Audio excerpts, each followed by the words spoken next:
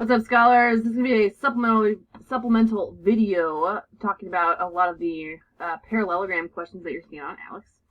So, I'm just going to show a question up here, and then we'll talk through it. Cool. Here we go.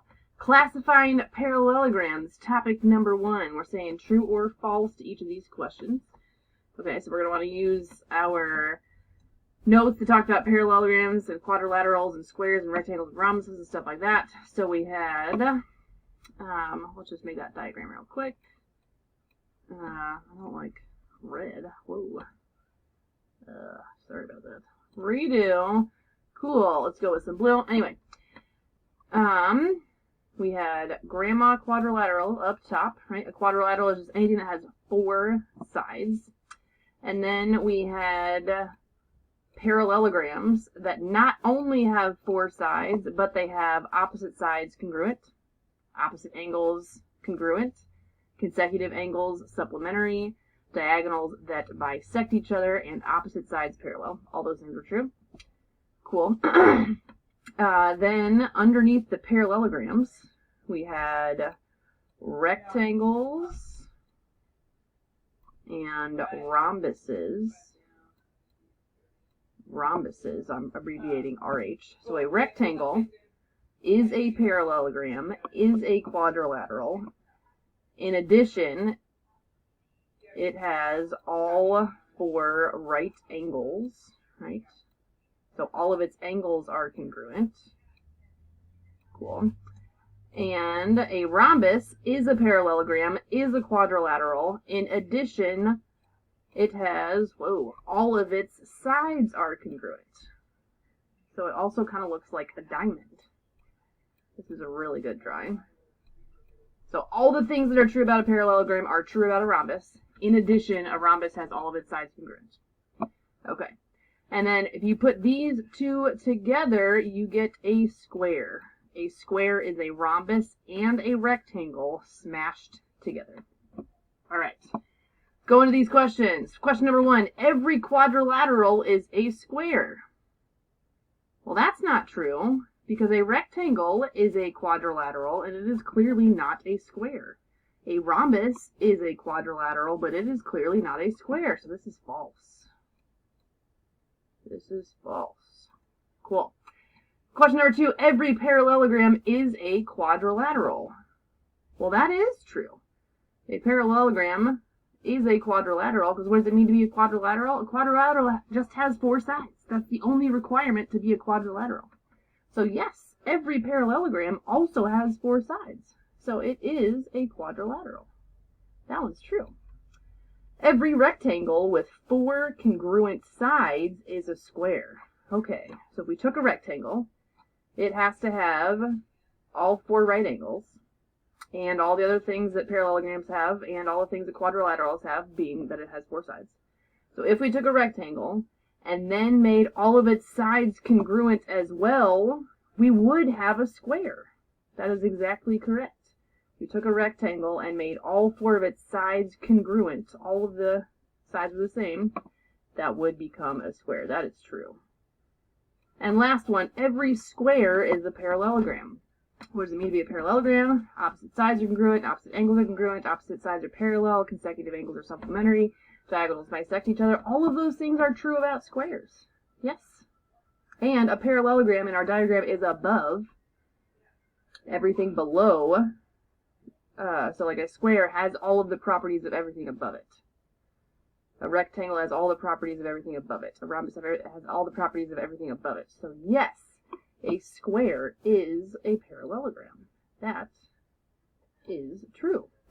Topic number 2, conditions for parallelograms. So given the information marked in the figures below, classify each quadrilateral as a parallelogram or not necessarily a parallelogram. Note that each figure is drawn like a parallelogram, so it looks like it, but we should only rely on how the figure is drawn with its markings to decide if it is a parallelogram or not. So again, let's remind ourselves things that are true about parallelograms. If any of these things are true, then it is a parallelogram. Whoa, that was wacky. We have opposite sides. That's my terrible parallelogram, but I'm going to keep using it over and over again. All right. opposite sides have to be congruent to be a parallelogram. Or we could have opposite angles congruent to be a parallelogram. Or we could have opposite sides be parallel to be a parallelogram.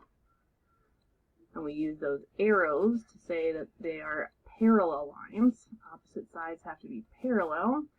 Or we could have consecutive angles adding up to 180. So consecutive angles are supplementary. Okay, that would have to be angle 1, angle 2. 1 plus 2 is 180. And that would have to be true for all of the pairs of angles. All the pairs of angles are next to each other. Consecutive. Or we could have our diagonals bisecting each other. So if any of these things are true, then we have a parallelogram. We had one more, didn't we? We had one pair of opposite sides could be both congruent and parallel. All right, cool. So we're looking for one of these situations to be true. Let's look at A. A has these two consecutive angles are congruent. These two consecutive angles are congruent. We don't know if these guys, well, they would have to add up to, yeah, so we don't have any of these situations here. We don't have opposite angles being congruent. So we cannot say that this is a parallelogram. Not enough information there. B, this looks like, oh, it kind of looks like the diagonals bisecting each other, but it's not. It has these two top parts that are part of different diagonals. Remember, the diagonals join vertices that are across from each other, so that's a diagonal PS and that's a diagonal QR. For this to be a parallelogram, we would need PT to be congruent to TS. And we would need RT to be congruent to TQ. So this guy is not one of our 6 situations we're looking for. C. Ooh, C looks like a good one. We have these markings that show that one side is parallel, which is cool. And then we also see that these angles are congruent. Now these are alternate interior angles. They are on opposite sides of the transversal CV, and they are interior to the lines AC and BD, so that means that these lines are parallel. So that gives us this situation right here, where our opposite sides are parallel. So yes, this guy is a parallelogram. All right, and D, we have one pair of sides that are parallel. The opposite sides are congruent. That is not this last case. In this last case, both one pair of sides would have to be parallel and congruent. So this is not necessarily a parallelogram. All right. Our third topic, conditions for quadrilaterals. Given the information marked in each figure, select all classifications that must be true. Note that each figure is drawn like a rectangle, but you should not rely on the way the figure is drawn. But we're only going to rely on the markings that we are given. Cool. So our choices are quadrilateral, parallelogram, and rectangle. Remember, we're selecting all that apply. And then let's think about our order of events again. We've got quadrilaterals that have 4 sides. We have parallelograms that have those 6 properties we just talked about. And then we had rectangles and rhombuses. But this question is only asking us about rectangles. So let's only worry about the rectangles. So just in general, if something is a rectangle, it is also a parallelogram. It is also a quadrilateral. If something is a parallelogram, it is also a quadrilateral. If something is a quadrilateral, it is not necessarily a parallelogram or a rectangle. Okay, so if you are below, you are all of the things above. All right, let's look at A. A almost looks like it has diagonals bisecting each other, but that would have to mean that PT was congruent to TS and RT was congruent to TQ, which is not true. So this is not necessarily a parallelogram. So all that we can say is that it is a quadrilateral, because it definitely has 1, 2, 3, 4 sides. That is definitely quadrilateral. All right, part B, we have 2 right angles. And then we have 2 angles that are congruent to each other. We think about this.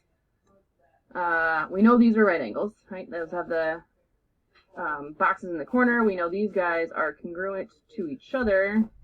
We don't know what they are. We call them X. We do know that all the angles in this quadrilateral are going to add up to 360 degrees, because that's just a rule. Just like triangles, all their angles added up to 180.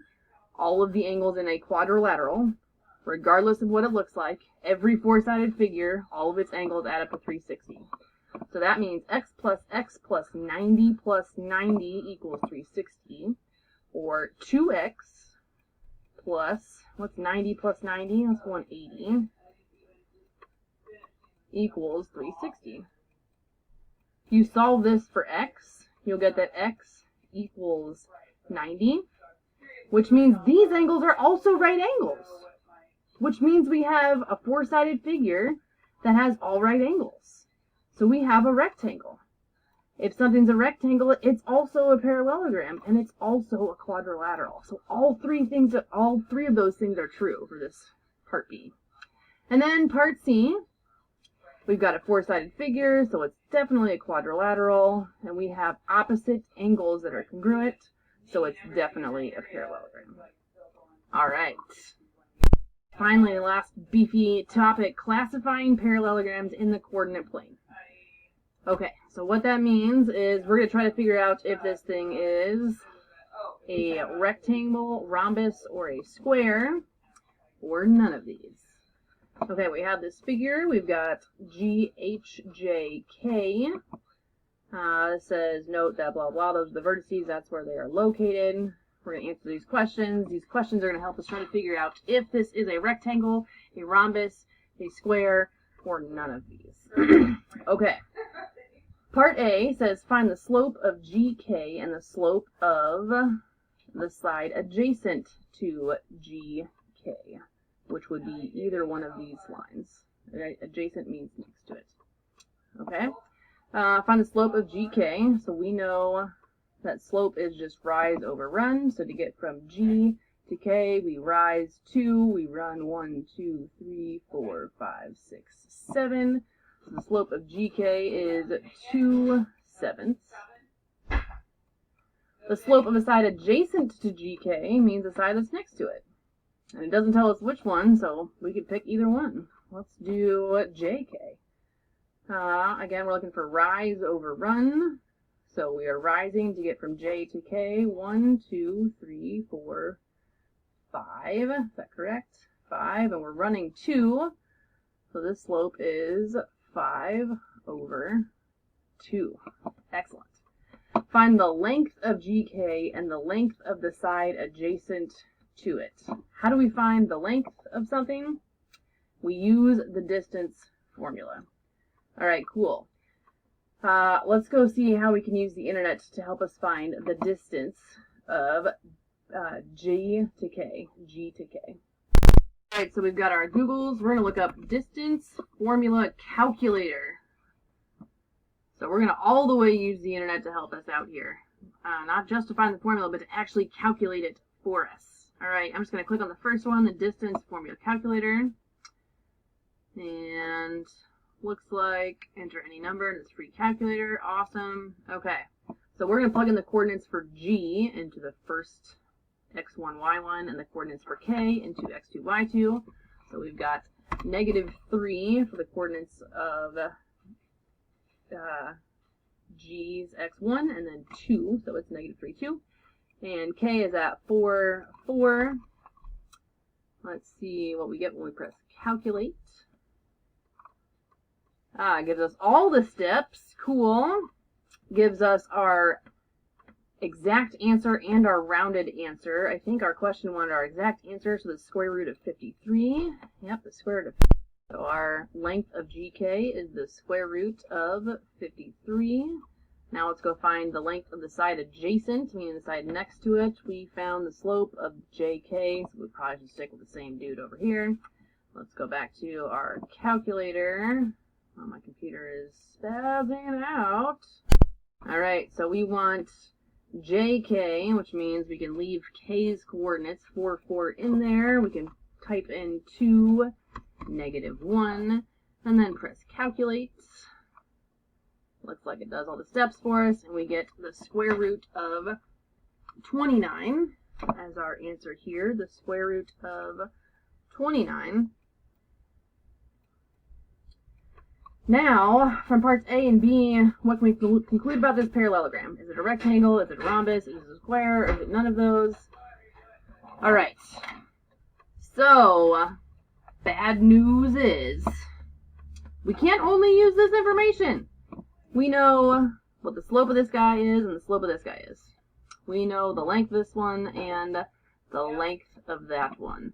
We really need to know the slope of all of these, so we could either show that the opposite sides had the same slope, which meant they were parallel, or we need the distance of all of these so that we could show opposite sides were congruent.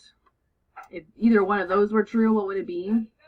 It'd be a parallelogram, right? But if it was a rectangle, then we would need to be able to show that the angles are all right angles. If it's a rhombus, we need to be able to show that all of the sides are congruent. Well, hey, actually, we know that's not true right away, don't we? Because we found the length of one side and the length of another side, and those weren't congruent to each other, so this can't be a rhombus. Nor could it be a square, right? So its only option would be to be a rectangle. Well, how could we easily figure out if this is a rectangle? Well, one thing we talked about for rectangles is that their diagonals are congruent to each other, meaning the line from G to J would be congruent to the line from H to K. It sure doesn't look like that, but we could easily check with our distance formula calculator. All right, let's see how long GJ is, and then let's see how long HK is. So GJ is at -3, 2. J is at 2, -1. Again, we're trying to see, are these diagonals congruent? If they are, it's a rectangle. If it's not a rectangle. So GJ, it looks like, was the square root of 34. Okay, now let's go find the length from H to K. H is at -5, -3, and K is at 4, 4. If this ends up being the square root of 34, then it is a rectangle. If it's not, then it's not. Not even close. It's the square root of 130. All right. H to K is the square root of 130. So this is not a rectangle. So this must be none of those. It is just a parallelogram. That's it. All right, scholars. Hopefully that was helpful. Love you so much. I'll see you next time.